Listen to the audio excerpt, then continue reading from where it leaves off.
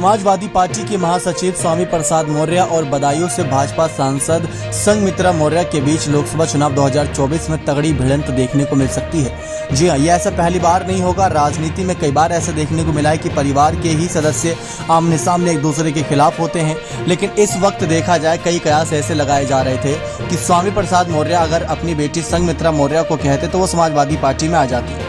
लेकिन अब ये पूरा खेल ही बदल दिया संघमित्रा मौर्य ने। उन्होंने कहा कि अगर भाजपा उन्हें ये इजाज़त देगी, ये जिम्मेदारी देगी कि अपने पिता को वापस बीजेपी में ले आओ, तो वो बीजेपी में वापस ले आएंगे।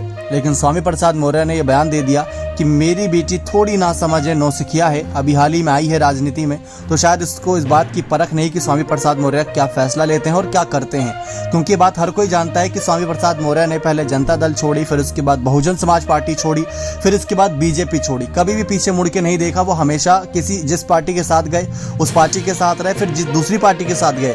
ऐसा नहीं कि उसका साथ छोड़ के वापस पिछली पार्टी में चले गए। तो ऐसा कभी स्वामी प्रसाद मौर्य ने किया नहीं, लेकिन अब कर देंगे तो कोई आश्चर्यजनक बात भी नहीं होगी। क्योंकि समाजवादी पार्टी को लेकर चर्चा इस बात की थी कि 2022 के विधानसभा चुनाव में सपा की सरकार बनेगी, लेकिन सरकार तो बनी नहीं और यहाँ तक कि स्वामी प्रसाद मौर्य खुद हार गए थे। बावजूद इसके अखिलेश ने स्वामी प्रसाद को महासचिव की जिम्मेदारी दी।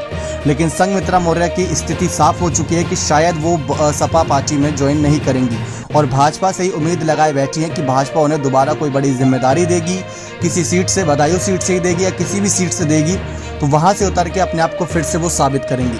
लेकिन शायद इस बार उनका ये भ्रम टूट जाए, क्योंकि ज़्यादातर विश्लेषक का यही मानना था कि अपने पिता के दम से उन्होंने बदायूं सीट जीती थी, वरना अखिलेश यादव के चचेरे भाई धर्मेंद्र यादव जो पिछली बार इस सीट से जीते थे, उनको इतनी आसानी से हराना बहुत मुश्किल था और स्वामी प्रसाद मौर्य ने उस काम को आसान कर दिया।